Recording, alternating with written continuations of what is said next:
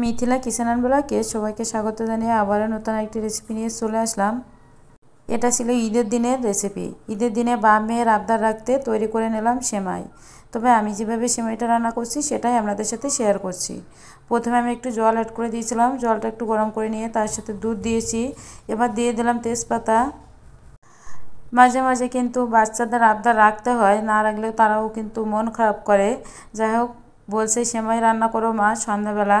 যাই হোক, প্রথমে একটু লবণ অ্যাড করে দিয়ে দিয়েছি, পরিমাণ মতো চিনি অ্যাড করে দিয়েছি।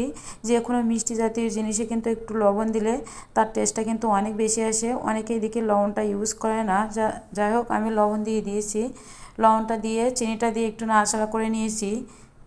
একটু ফুটে ওঠা পর্যন্ত অপেক্ষা করব। এবার আমি নারকেল অ্যাড করে দিয়ে দিলাম। নারকেলটা দিয়ে আমি 3-4 মিনিটের মতো জাল করে নেব, যাতে নারকেলটাও একটু সিদ্ধ মতো হয়ে আসে আর খেতেও অনেক বেশি ভালো লাগবে। এর নারকেলগুলো আমার ডিপ ফ্রিজে ছিল, সেজন্য ছাড়াইতে একটু কষ্ট লাগছে। যাই হোক, দিলাম নারকেল, কিশমিশ দিয়ে দিলাম, দিয়ে খুব সুন্দর করে একটু জাল করে নেব। ফুটে ওঠা পর্যন্ত অপেক্ষা করব। বন্যার সময়ে কিন্তু এই রেসিপিটা তৈরি করা দিতে একটু দেরি হয়ে গেল, যেহেতু বন্যা হয়েছিল, বড় ভিডিও এডিট করাই হয়নি।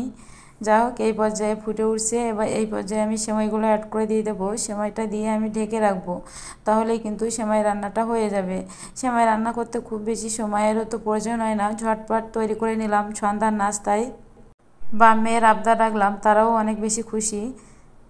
সন্ধ্যার টাইমে এমন একটা নাস্তা রেসিপি হলে মন্দ নয় আসলে। সেমাইটা দিয়ে আমি এবার 2-3 মিনিটের মতো ঢেকে রাখবো, তার ভিতরে আমার সেমাইটা হয়ে যাবে।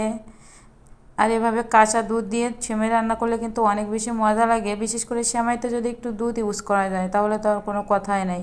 এই যে ফাইনালি এবার ঢেকে রাখলাম। এই যে ঝটপট সেমাই রান্না করে দিয়ে দিলাম। বাপ মেয়ের আবদার রাখলাম। বাপ মেয়ে সন্ধ্যাবেলা থেকে বলছে আমার সেমাই রান্না করে দাও, সেমাই সেমাই খাওয়ার কথা বলছে। আর আজকে ঈদের দিন, সেজন্য সেমাইও আনছিলাম। যাই হোক, কেমন লাগছে বলো? ঝটপট রান্না করছি। কেমন লাগছে মা? সেই টেস্ট হয়েছে তো।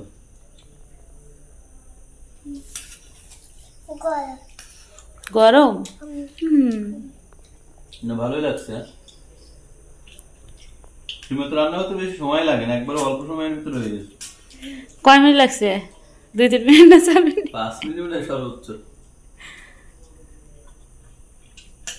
বেশ মজা হয়েছে। ও তাই নাকি? তাহলে খাও, বেশি বেশি তাহলে খেয়ে নেন। তাহলে এখন আমরা সবাই খেয়ে নেই। ফিরে আসবো নেক্সট কোনো রান্নার ভিডিও নিয়ে। ততক্ষণ পর্যন্ত সবাই ভালো থাকবেন, সুস্থ থাকবেন। নমস্কার, টাটা, বাই বাই।